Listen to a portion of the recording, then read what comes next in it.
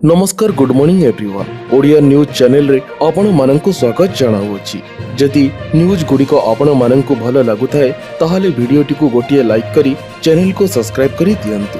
तेबे चलंतु आजिर गुरुत्वपूर्ण न्यूज गुडिको उपरे नजर पकाइबा। बंगोपसागर रे सृष्टि हेला आउ एक बड़ लघुचाप। प्रबलरु अति प्रबल छेचिब वर्षा सतर्क सूचना जारी कला पाणीपाग विभाग। तेबे बंगोपसागर रे सृष्टि हेला लघुचाप क्षेत्र। उत्तर आंध्र और दक्षिण ओडिशा उपकूलस्थ समुद्र मध्य लघुचाप क्षेत्र सृष्टि होई अछि।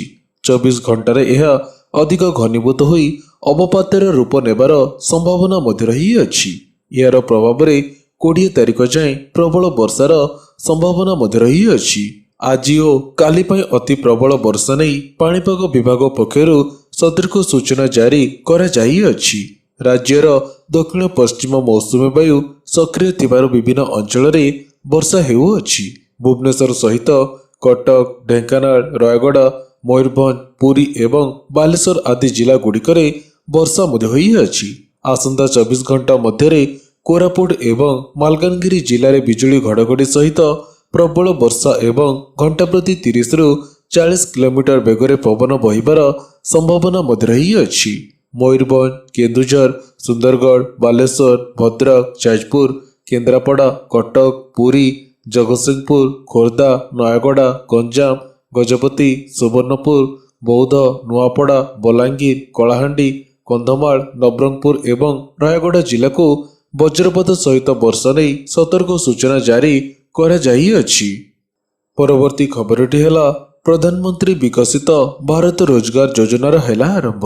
प्रथम घरोई चाकरी रे सरकार देवे 15,000 टंका। तेबे प्रधानमंत्री नरेंद्र मोदी 79तम स्वाधीनता दिवस पालन उत्सव रे जोगदे देशर युवा वर्गक पई 1 लाख कोटी टंकार स्कीम घोषणा करी अछंती। घरोई क्षेत्र रे चाकरी आरंभ करुतबा युवा वर्ग को दृष्टि रखी एही योजना आरंभ होई अछि। यार नाम हेला प्रधानमंत्री विकसित भारत रोजगार योजना। घरोई क्षेत्र रे प्रथमे चाकरी आरंभ करुतबा युवक और युवती माननकु एही योजना रे 15,000 टंका लेखाएं अर्थराशि सरकार जोगाई देबे। जो कंपनी अधिक नियुक्ति सृष्टि करिवे समानकु एथिरे प्रोत्साहन मिलिबो। प्रथम घरोई चाकरी रे सरकार देबे 15,000 टंका। सृष्टि हेबो प्राय 3.5 कोटी नुआ नियुक्तिर सुजोग। परवर्ती खबरटी हेला प्रकाश पाइला मैट्रिक सप्लीमेंटारी रिजल्ट। पास हेला 56.23%। तेबे प्रकाश पाइला मैट्रिक सप्लीमेंटारी रिजल्ट। माध्यमिक शिक्षा परिषद पक्षरु एनी सूचना दिया जाई अछि। स्टेट ओपन स्कूल सर्टिफिकेट परीक्षा फल मध्य प्रकाश पाई अछि। सप्लीमेंटारी रे पास हार 56.23% रहितिबा बेले ओपन स्कूल पास हार 55.26% रही अछि।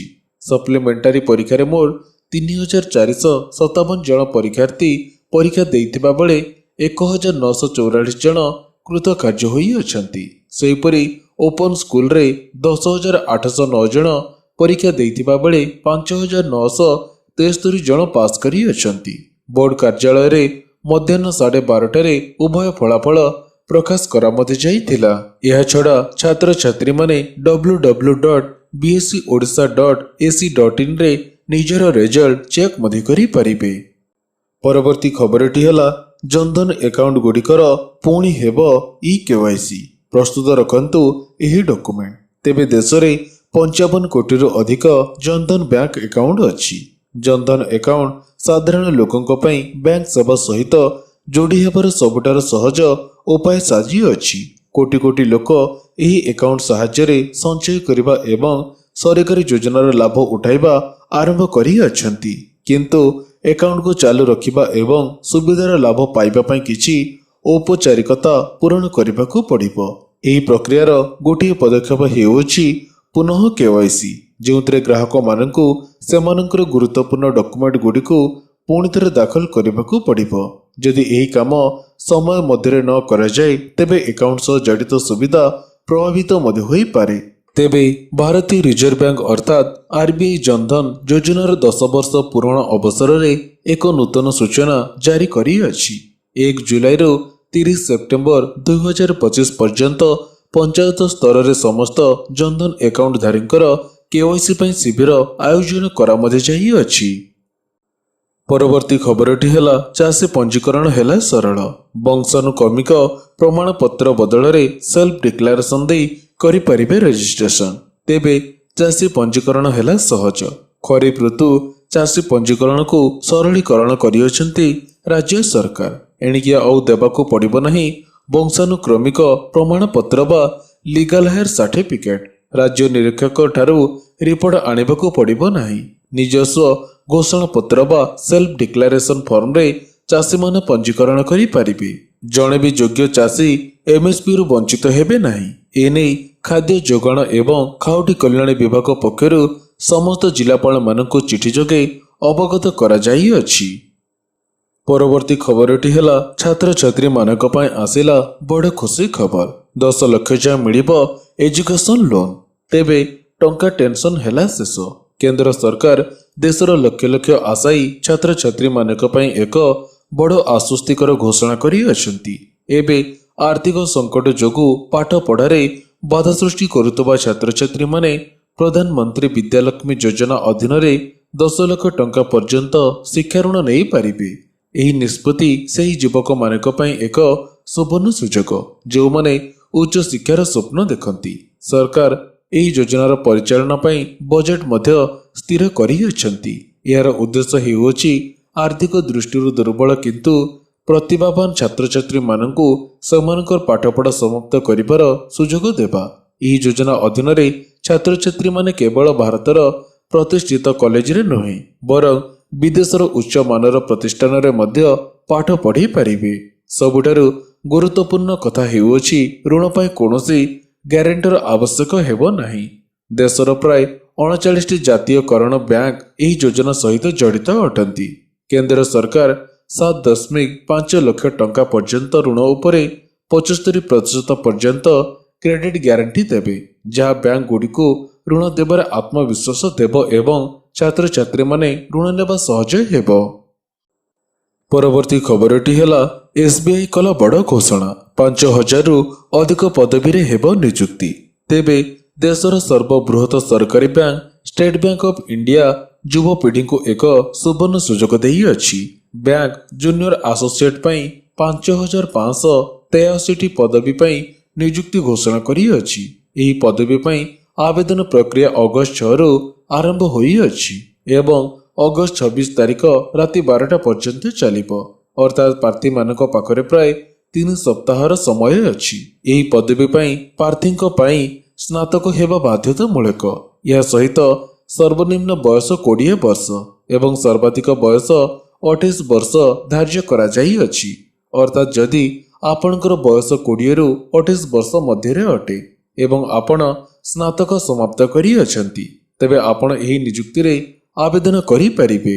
तेबे आवेदन करिबा पई प्रार्थी माननकु आवेदन शुल्क देबाकू पड़िबो। साधारण ओबीसी एवं ईडब्ल्यूएस वर्गर प्रार्थी मानक पई 750 टंका आवेदन शुल्क रखा जाई अछि। एससी एसटी एवं दिव्यांग प्रार्थी मानक पई आवेदन शुल्क संपूर्ण भावे मागणा मध्य रही अछि। परवर्ती खबरटी है बदलिला ईपीएफओ रो नियम। एही भली भावे करि परिबे आधार यूएनए लिंक। तेबे कर्मचारी भविष्य निधि पांठी संगठनर नियम रे बड़ परिवर्तन होई अछि जहाँ परे उपभोक्ता मानक पई सेमानकर यूनिवर्सल अकाउंट नंबर सहित आधार लिंक करिबा एवं सेमानकर व्यक्तिगत विवरणी परिवर्तन करिबा सहज हेबो। नूतन नियमर लक्ष्य हेउछि भविष्य निधि पांठी सेवा को त्वरान्वित करिबा, कागज पत्र ह्रास करिबा एवं समय मध्य देय सुनिश्चित करिबा। आउ सबुठारु गुरुत्वपूर्ण कथा हेउछि एणिकी मृत सदस्यଙ୍କ नाबालक पिलामानଙ୍କୁ अभिभावक प्रमाणपत्र देवार आवश्यकता रहिबो नाही। या सहित ईपीएफओ सेमानଙ୍କର अकाउंट खोलिबारे साहाय्य मध्य करिबो जहाँ द्वारा मृत सदस्यଙ୍କ टंका सीधासलख नाबालक पिलामानଙ୍କ अकाउंट को स्थानांतर करा जाई परिबो। परवर्ती खबरटी है एही लोक माननको मिलिबनी फास्टैग वार्षिक पास करबाकू पड़िबो बिहार एंड अपडेट। तेबे देश रे सड़क पथरे यात्रा करुतबा कोटी कोटी लोकंक पय एक स्वतंत्र सुविधा आरंभ होई अछि। फास्टैग वर्षिकिया पास सुविधा अगस्त 15 लागू होइअछि। ଏହି ପାସ୍ 1 ବର୍ଷ ପାଇଁ ବୈଧ ହୋଇଥିବା ବେଳେ ଏହାର ମୂଲ୍ୟ 3000 ଟଙ୍କା ରହିଅଛି, ଯେଉଁଥିରେ ଆପଣ ଗୋଟିଏ ବର୍ଷରେ 200ଟି ଯାତ୍ରା କରିପାରିବେ।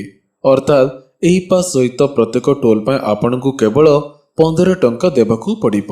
ତେବେ ଯେଉଁମାନଙ୍କର ଫାସ୍ଟ୍ୟାଗ୍ ଚେସିସ୍ ନମ୍ବର ସହିତ ପଞ୍ଜୀକୃତ ସେମାନଙ୍କୁ ଫାସ୍ଟ୍ୟାଗ୍ ବର୍ଷିକିଆ ପାସ୍ ଉପଲବ୍ଧ ହେବ ନାହିଁ।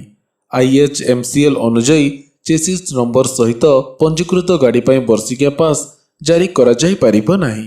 ଏଥିପାଇଁ ଗାଡ଼ି ମାଲିକମାନଙ୍କୁ ଗାଡ଼ି ପଞ୍ଜୀକରଣ ନମ୍ବର ବା VRN ଅପଡେଟ୍ କରିବାକୁ ପଡ଼ିବ। ଫାସ୍ଟ୍ୟାଗ୍ ଜାରି କରୁଥିବା ବ୍ୟାଙ୍କ କିମ୍ବା ସେବା ପ୍ରଦାନକାରୀଙ୍କ ୱେବସାଇଟ୍ ପରିଦର୍ଶନ କରି ଏହାକୁ ଅପଡେଟ୍ କରା ମଧ୍ୟ ଯାଇପାରିବ। ଫାସ୍ଟ୍ୟାଗ୍ ଆକାଉଣ୍ଟରେ ଲଗ୍ଇନ୍ କରିବା ପରେ ଆପଣ ଗାଡ଼ିର ବିବରଣୀ ଏବଂ ଆବଶ୍ୟକ ଡକୁମେଣ୍ଟ ଏଥିରେ ଅପଲୋଡ୍ କରିବା ପରେ ଏହାର ଲାଭ ପାଇପାରିବେ। ପରବର୍ତ୍ତୀ ଖବରଟି ହେଲା ଶସ୍ତା ହେଲା ସୁନାର ଦର। ସପ୍ତାହରେ କମିଲା 1900 ଟଙ୍କା। ତେବେ ସୁନା ଦର ଲଗାତାର ବଢ଼ିବା ପରେ ଏବେ ବ୍ରେକ୍ ଲାଗିଅଛି। ଗତ ସପ୍ତାହକ ଭିତରେ ଏହାର ଦର 1000ରୁ ଅଧିକ ଖସିଲାଣି। MCXରେ ପ୍ରତି 10 ଗ୍ରାମ ପିଛା 24 କ୍ୟାରେଟ୍ ସୁନାର ଦର 1900 ଟଙ୍କା ଖସିଅଛି। ମଧ୍ୟବିତ୍ତଙ୍କ ଠାରୁ ଧନୀ ସମସ୍ତଙ୍କ ପାଇଁ ସୁନା ଅପରିହାର୍ଯ୍ୟ ନହେଲେ ବି ଆବଶ୍ୟକ ମଧ୍ୟ ହୁଏ, କାରଣ ବିବାହ ବ୍ରତରେ ବେଶୀ ନହେଲେ ବି ଟିକେ ସୁନା ତ ଦରକାର ପଡ଼େ। ହେଲେ ଏବେ ସୁନାର ଦର ଲକ୍ଷ ଟପି ଯାଇଥିଲା। ୟାରି ଭିତରେ ଏବେ ଗ୍ରାହକମାନଙ୍କ ପାଇଁ ଆସିଅଛି ବଡ଼ ଖୁସି ଖବର। 10 ଗ୍ରାମ 24 କ୍ୟାରେଟ୍ ସୁନାର ଦର ମଲ୍ଟି କମୋଡିଟି ଏକ୍ସଚେଞ୍ଜ ବା MCXରେ 1900 ଟଙ୍କା ହ୍ରାସ ପାଇଅଛି। କେବଳ କାରବାରରେ ନୁହେଁ, ବରଂ ଘରୋଇ ମାର୍କେଟରେ ବି ଏହି ଧାତୁର ଦର କମିଅଛି। ଗତ କିଛି ଦିନ ଲଗାତାର ସୁନା ଦର ବଢ଼ି ଚାଲୁଥିବା ବେଳେ ଏଥିରେ ବ୍ରେକ୍ ଲାଗିଅଛି। ତେବେ ମୁଁ ଆଶା କରୁଅଛି ଆଜିର ଏହି ଗୁରୁତ୍ୱପୂର୍ଣ୍ଣ ନ୍ୟୁଜ୍ ଗୁଡ଼ିକ ଆପଣମାନଙ୍କୁ ନିଶ୍ଚିତ ଭାବରେ ଭଲ ମଧ୍ୟ ଲାଗିଥିବ। ତେବେ ପୁଣି ଦେଖାହବ ଏହିଭଳି କିଛି ଲାଟେଷ୍ଟ ଅପଡେଟ୍ ସହିତ। ସେତେବେଳେ ପର୍ଯ୍ୟନ୍ତ ବିଦାୟ ଦିଅନ୍ତୁ। ଜୟ ଜଗନ୍ନାଥ।